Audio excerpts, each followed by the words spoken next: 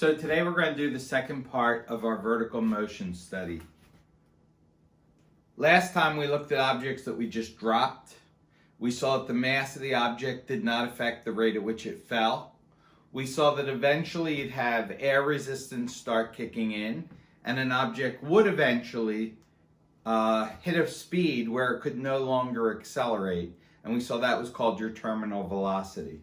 What we'd like to do today is take a look at an object that this time is thrown up in the air. So instead of just dropping it, we're going to project the object upward. Much of what we're talking about would work if we were projecting it downward also, but it's much more common to throw the object up and watch it come back down again. So what we'd like to be able to do is make sure we know how fast you have to throw something to get it to reach a certain height. We'd like to be able to see how high did something get if I know how long it was in the air. So I'm watching a baseball game, I see the ball go up, it seems to stay up there forever and comes back down again. The announcer sometimes will say it went a mile high. That might be a little silly, but let's see if we can figure out how high it went based on the time in the air. I want to know how fast something's going to be moving when it comes back down again. I'm trying to catch an object that was thrown really high, and I want to know how fast it's going when it reaches my hand. And I also want to know how much time it will take an object to get to a designated height. So maybe I'm not throwing it all the way to a highest point, but just trying to reach a certain spot, like maybe a basketball net. How much time will it take to reach that height?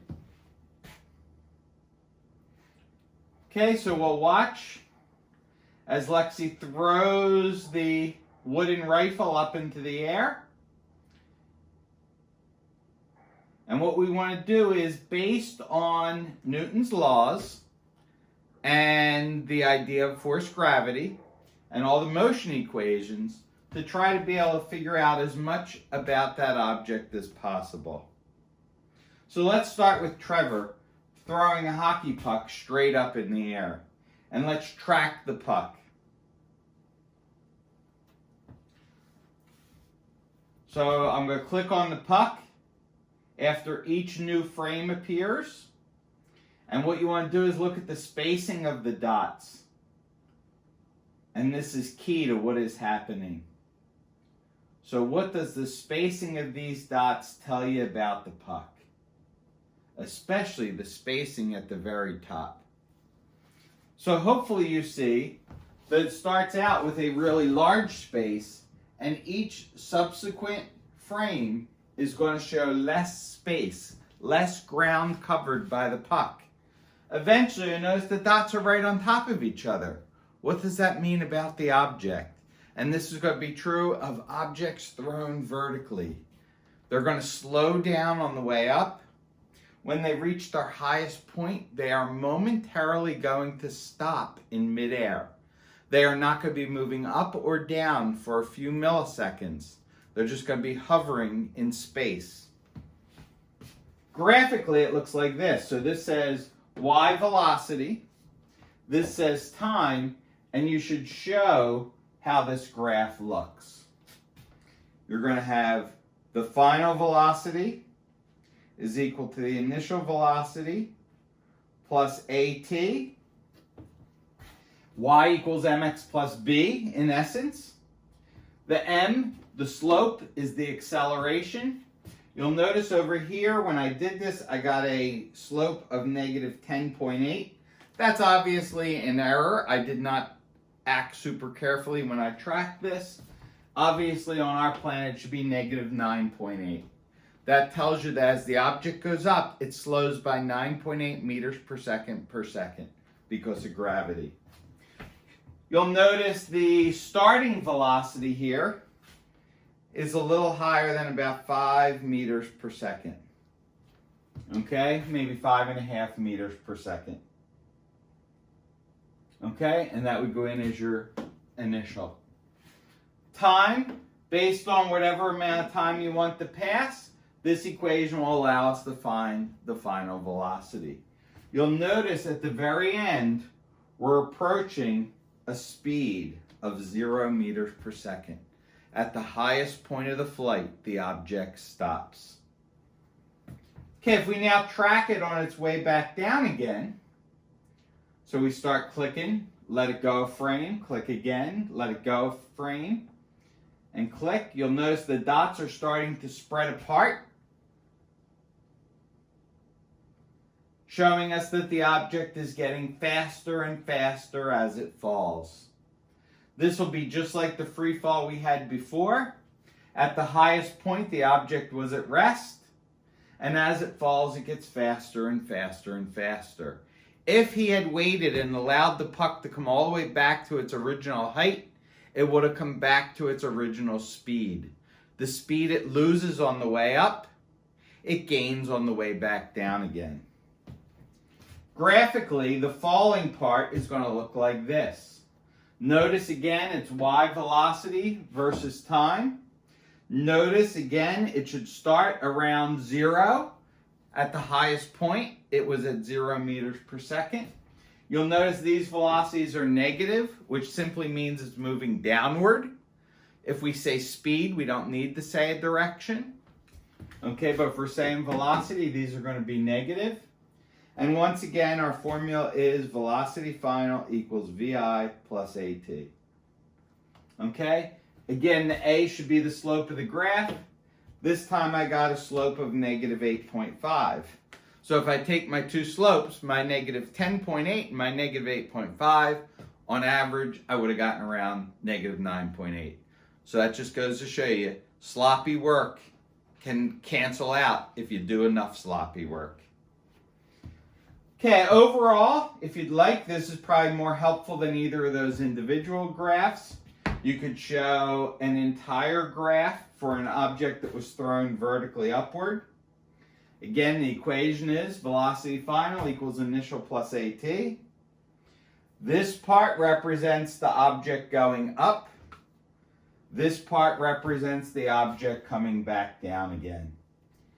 Here we have a negative acceleration because we're losing speed. Here we have a negative acceleration because we are getting faster, but in the downward direction. So for this entire time on Earth, you'd use an acceleration of negative 9.8. The acceleration due to gravity. Highlight this point. This is when it's at the highest point, and at that moment, the object is stopped. At the highest point, the object momentarily stops. Here it's getting faster, and here it's getting slower, and they are mirror images of each other. If instead of velocity we were tracking the actual height of the object, it would look something like this. Again, it's height versus time. Here we are at the top, where you can see the spacing of the dots vertically. There's barely any change in height because the object is slowing down and stopping. Here you can see the dots are well spaced because it's moving kind of fast. And you can see the perfectly spaced on the other side too. Notice the symmetry of this. So if it took about 10.2 seconds to go up, it takes about 10.2 seconds to come down again. If it goes back to the same starting height. Very important idea. The time up is the same as the time back down if it starts and ends at the same height. We could say the same thing about speeds. If it starts at a certain speed, when it gets back to the same height, it will have the exact same speed but in the opposite direction. Mirror image on the way up and on the way down. For this one, our formula is obviously not a linear, it's a parabolic formula. It's our delta y equals VIT plus 1/2 AT squared.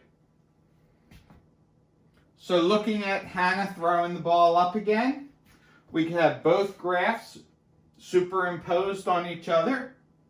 The parabolic is showing the height of the ball. The linear one is showing the velocity of the ball.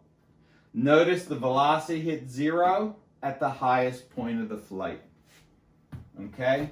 Mirror image on the way up and the way back down again.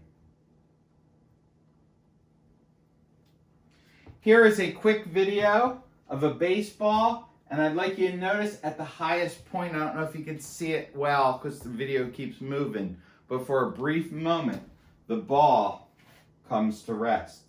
So let's watch it again. It slows, it slows, it slows, and for a brief moment, it stops.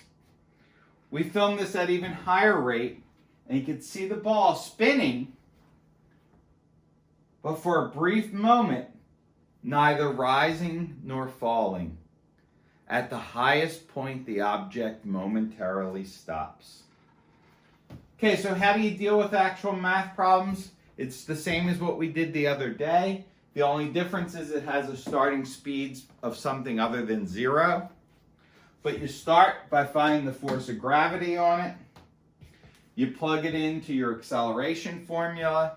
And if you're on Earth, you don't have to do any of this because you know it's going to come out to an acceleration of negative 9.8.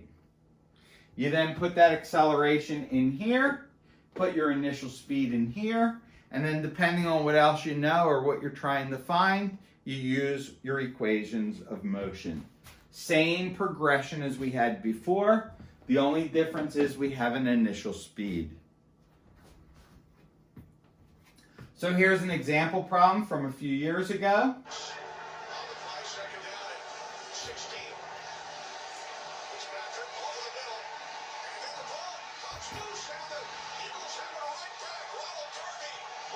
And what we want to do is we want to focus on that ball that got knocked loose from the Tampa Bay player. And you'll notice that the ball goes straight up in the air and straight back down again. And I'd like you guys to figure out how high it went after it got knocked loose. We could also figure out, if we wanted, how fast it's going when it's caught. We can figure out all kinds of different things. So you start out by making a list. We're going to use Y since it's vertical instead of X, but everything else is the same. It says it's in the air for 77 frames when we shot it at 60 frames per second. So that's a little more than a second. So you simply divide 77 by 60. That'll be your time. Put that in here. Your acceleration will be negative 9.8. And you're going to make the final speed 0. Why? Because at the highest point, the ball is going to stop. And we're trying to figure out how high it got. So we have the time, we have the acceleration, and we have the final speed.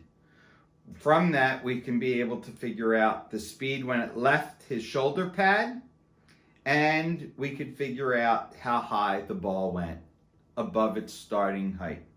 Okay? So work through the details there and see if you can figure out the initial speed and the height. Again, we're not looking at the entire flight. We're stopping it when it gets to its highest point. So from there, all the way to there. That's it. Just the up. We did not focus on it coming back down at all. All right? Here's another one I'd like you to try. So we're going to take the ball and we're going to try and throw it from the bottom of the steps at Delsea all the way up to the second floor. And I'd like to figure out how fast I need to throw it so it gets to the exact height I want it to. So how fast must you throw a ball to get to a height of 4.2 meters above the starting height? Make your list. You're looking for the initial speed. Again, at the highest point, you're going to make your final speed 0. You're on planet Earth, so you're going to use an acceleration of negative 9.8. And you're trying to find delta Y. You might need to find the time first. Okay, and actually you're not trying to find delta Y. You know the delta Y, that's 4.2 meters. So what you're trying to find is how fast you have to throw it and how long will it be in the air.